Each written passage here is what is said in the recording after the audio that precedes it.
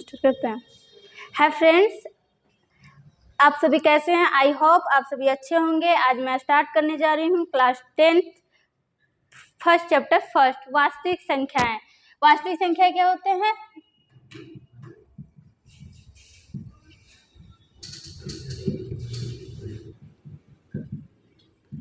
वास्तविक संख्या क्या होता है? जैसे वास्तविक संख्या का डिफिनेशन में लिख रही हूँ।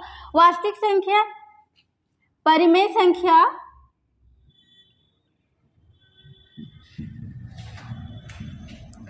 और अपरिमेय संख्या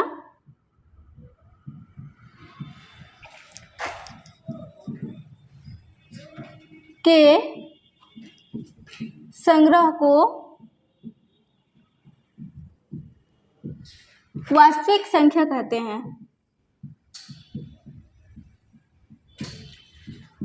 देखिए, वास्तविक संख्या क्या होता है? परिमेय संख्या और अपरिमेय संख्या के संग्रह को हम वास्तविक संख्या कहते हैं। जैसा कि मैं लिखी हूँ बोर्ड में। फिर वास्तविक संख्या में परिमेय संख्या। अब परिमेय संख्या का आपको डिफिनेशन जाना है। परिमेय संख्या होते क्या है? परिमेय संख्या वे संख्याएं होते हैं जिसे हम क्या करें, p बाई क्यू के रूप में व्यक्त कर सके, जहाँ p और q पूर्णांक तथा q बराबर 0 ना हो। ठीक है, अब इस परिमेय संख्या का भी हम डिफिनेशन लिख देते हैं। परिमेय संख्या क्या होते हैं? परिमेय संख्याएं वे संख्याएं होते हैं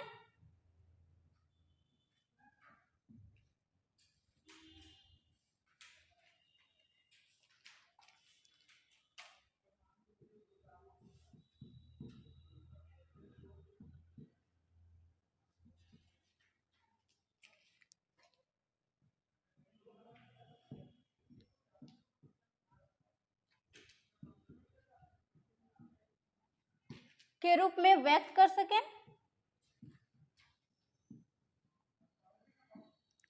तथा p और q पूर्णांक और q डजंट इक्वल 0 हो, उसे हम क्या बोलेंगे? परिमेय संख्या। जैसे एग्जांपल परिमेय संख्या का क्या हो जाएगा? जैसे देखिए 2/3, ये क्या है? परिमेय संख्या। इसे हम p बाई क्यू के फॉर्म में लिख रहे हैं और मेरा q क्या है? 0 के बराबर नहीं है।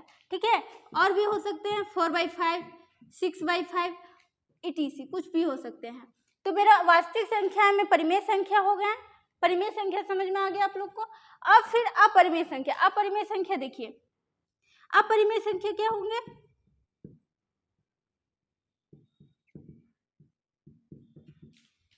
अपरिमेय संख्या क्या होंगे? जिसे हम p बाई क्यू के रूप में व्यक्त नहीं कर सके। ठीक है, जस्ट इसका अपोजिट होगा।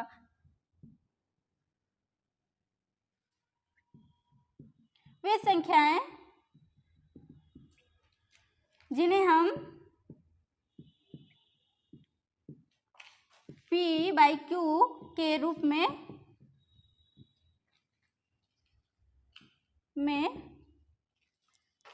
व्यक्त ना कर सके। जैसे इसका एग्जांपल देखिए,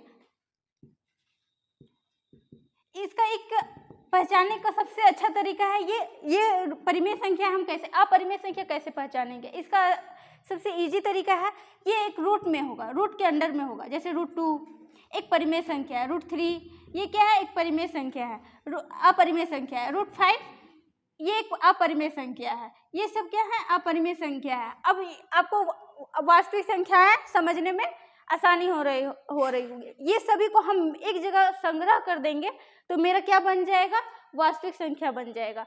जैसे इसका एग्जांपल, जैसे इसका क्या हो जाएगा? देखिए, अब इसको समझने में कोई भी, अब देखिए इसका क्या हो जाएगा? √2 हो जाएगा। अपरिमेय संख्या, परिमेय संख्या में कुछ भी हो जाएगा, 2 हो जाएगा, 3 हो जाएगा, 4 हो जाएगा, 5 हो जाएगा, कुछ भी हो सकते हैं etc।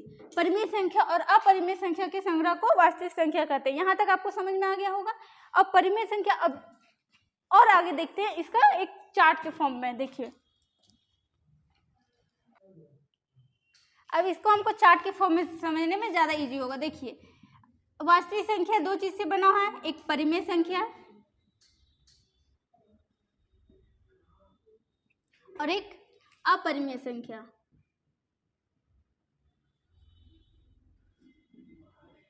अपरिमेय संख्या के अंतर्गत में कौन कौन से संख्याएं आएंगे? जैसे प्राकृत संख्या। प्राकृत संख्या क्या होते हैं? गिनती की संख्या को हम प्राकृत संख्या कहते हैं। जैसे इसका ये जैसे मैं यहाँ पे देती जाती हूँ 1 2 3, ये कहाँ तक जाएगा? इन्फिनिटी तक, ऐसे। उसके बाद क्या हो जाएगा? पूर्ण संख्याएं। पूर्ण संख्याएं क्या होते हैं?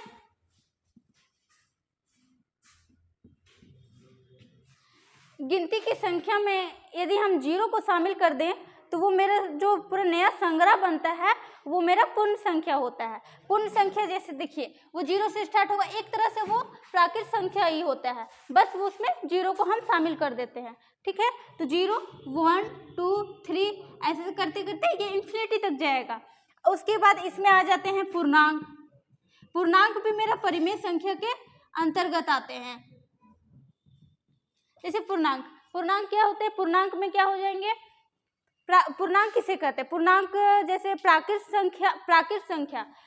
संख्या का ऋणात्मक और 0 को शामिल कर देने पर जो नया संग्रह बनता है उसे हम क्या बोलते हैं? पूर्णांक बोलते हैं। पूर्णांक जैसे क्या हो जाएगा? हम इसको 0 के लेफ्ट साइड जैसे बाएं तरफ होता है तो वो सारे डिक्रीज कर मतलब घटते जाते हैं, तो घटते जाते हैं तो वो क्या हो जाएगा? देखिए -1 फिर -2, ये इधर ऐसे करते करते पूरा ये अनंत तक जाएंगे और फिर ये इधर धनात्मक पूर्णांक क्या हो जाएंगे? 1 2 3, ये भी क्या हो जाएंगे? अनंत तक जाएंगे। ये जो संग्रह बना वो क्या हो जाएगा? पूर्णांक कहलाएंगे, ठीक है। संख्याएं लिख सकते हैं या फिर नहीं भी, ठीक है। ये सारे संख्याएं परिमेय संख्या के अंतर्गत आते हैं। अब परिमेय संख्या के अंतर्गत आते हैं, अब हमको पढ़ना है अपरिमेय संख्या। अपरिमेय संख्या का भी मैं डिफिनेशन बता चुकी हूँ और इसका फॉर्म क्या होता है? रूट ए के फॉर्म में। कोई भी संख्या इसका क्या हो जाएगा? रूट ए के फॉर्म में रहेगा। अब आगे देखिए, इसका दशमलव हमको आगे पढ़ना है, इसका दशमलव प्रसार। प्राकृत परिमेय संख्या और अपरिमेय संख्या का दशमलव प्रसार क्या होता है? परिमेय संख्या का दशमलव प्रसार क्या होता है? एक शांत दशमलव प्रसार होते हैं। देखिए इसका हमको दशमलव प्रसार पढ़ना है आगे।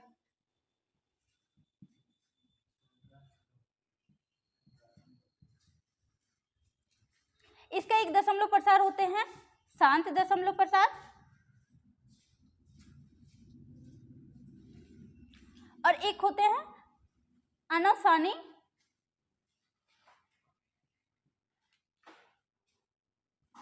आवर्ती।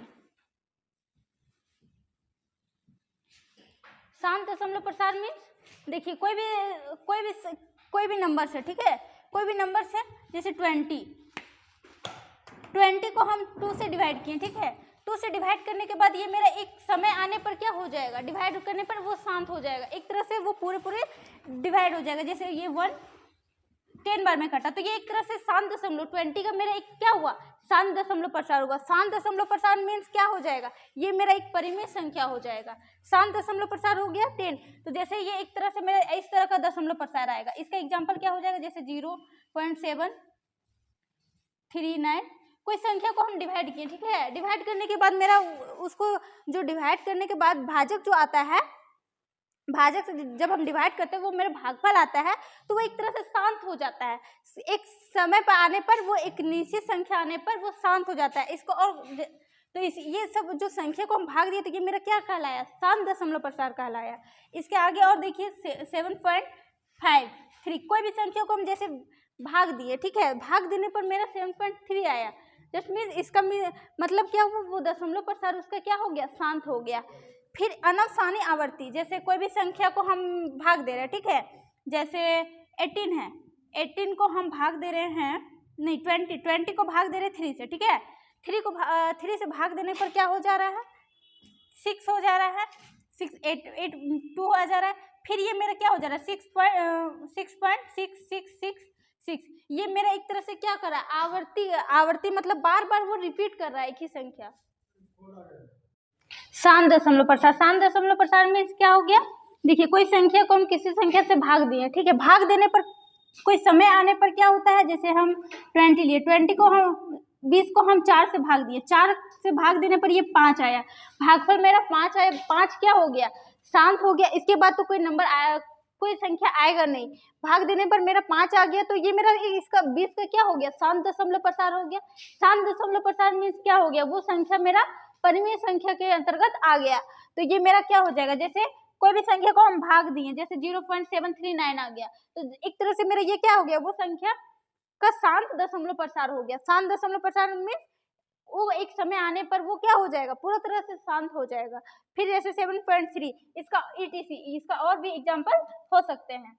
फिर अनासानी आवर्ती, इसका एक, ये सब आप क्या किए होंगे, 9th क्लास में पढ़ चुके होंगे, फिर भी मैं बता दे रही हूँ अच्छे से एक बार। अनासानी आवर्ती, अनासानी आवर्ती क्या होता है, जैसे हम कोई संख्या को भाग दिए, कोई संख्या को भाग देने पर मेरा वही संख्या बार बार रिपीट कर रहा है, मतलब बार बार वो दोहरा रहा है। बार बार दोहराने का मतलब है एक ही संख्या को भाग दे रहे बार बार, जैसे 20 को हम 20 को 3 से भाग दिया, ठीक है, भाग देने पर मेरा 6 के बाद यहाँ पे 0, ये भाग नहीं जा रहा है, तो 6 पॉइंट, फिर ये मेरा 6 बार में जाएगा, फिर मेरा 2 आएगा, 0 आएगा, तो ये मेरा फिर 6 आएगा। तो ये मेरा बार बार क्या कर रहा है, रिपीट कर रहा है, दोहरा रहा है। रिपीट करने के बाद क्या हो जाएगा, देखिए इसका एग्जाम्पल में क्या हो जाएगा, 0.666। फिर किसी को हम भाग दिए 0.757575 ऐसे आ रहा है, ठीक है, तो 75 आ रहा है, 75, तो इसके लिए इसको हम शॉर्ट में ऐसे लिख सकते हैं, इतना संख्या तो डॉट डॉट डॉट ये हमेशा जाते रहेगा, ठीक है। तो ये अनासानी आवर्ती हो गया। अनासानी आवर्ती मीन्स क्या हो जाएगा, इसको ये बार बार रिपीट कराइए, इसको कितना भी आप लिखिए ये कभी खत्म नहीं होगा, हमेशा आते जाएगा, एक आएगा तो फिर आएगा ऐसे कहते। तो इसके लिए क्या करना पड़ेगा, इसको 6 का बार लिखना होगा। बार मीन्स वो बार बार आ रहा है, इसको आसानी से इतना नहीं लिखने के, इन्फिनिट अनंत तक हम नहीं लिख पाते हैं, इसलिए इसको क्या करते हैं 0.6 का बार लिख देते हैं। 6 का बार मीन्स वो 6 क्या करता है, बार बार दोहरा रहा है, ठीक है। उसके बाद देखिए इसको भी इस फॉर्म में लिख देते हैं 7 के बार में,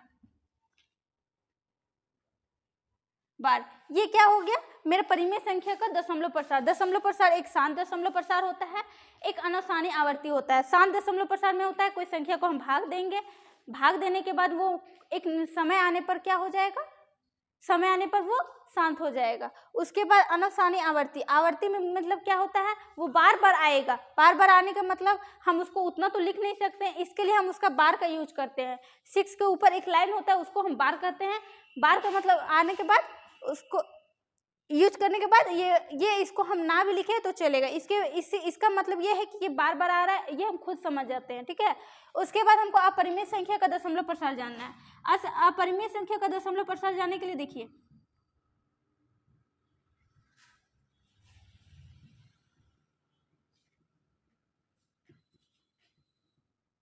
दशमलव प्रसार क्या होता है, अपरिमेय संख्या का दशमलव प्रसार अनासानी अनावर्ती।